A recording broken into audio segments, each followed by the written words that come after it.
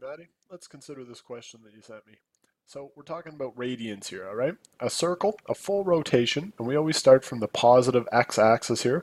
We always start and rotate counterclockwise in math. That's called a positive rotation.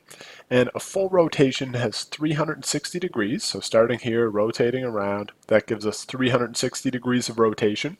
Or in radians, we call it 2 pi. And a radian is kind of weird, but basically, if we were to think about a circle like this, we have some radius, right? Some distance from the center to any edge. It's the same all the way around. But the point at which where we have the radius and the arc length are the same distance, we would call that distance in between, or call that angle, 1 radian. So in a circle, a full rotation is 2 pi radians, 2 times pi, which relates to a circle. So if we think about that and we kind of think about the question you sent me, we have 31 pi over 4. All right, so let me just write that down. 31 pi over 4. We always keep, when we're talking radians, we always generally put them in terms of pi. So here we're trying to find a positive angle less than 2 pi, so something less than a full rotation that is coterminal to this, 31 pi over 4. Now a coterminal angle is one that lands at the exact same spot, just at a different rotation. So here's what I mean in degrees. If we started right here, 0 degrees, I went 360, I'm right back at the same place. So 0 and 360 are called coterminal angles. If I rotate again, that's 720 degrees. That's coterminal, right? 1080. On and on and on, okay? So basically, that's what we're thinking about here. So here we're going to start, we're thinking about 31 over 4 pi. So that's somewhere, right? That's somewhere on this circle. And what I'm going to do is I'm going to subtract 2 pi every time. So I'm just going to take away 1 rotation every time until we get to a positive angle that's less than 2 pi. All right, so let's do that out. I'll show you algebraically. We have 31 pi over 4, and I'm going to subtract 2 pi. Now 2 pi radians, that's 2 pi over 1. I need to make this an equivalent fraction, so something over 4. What over 4 would equal 2? The answer is 8. So let me just erase that a little bit. I'm going to rewrite my fractions. I'm going to call this 8 over 4 pi radians, because again, 8 divided by 4 is 2.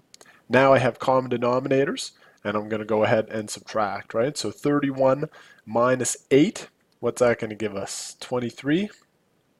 23 pi over 4.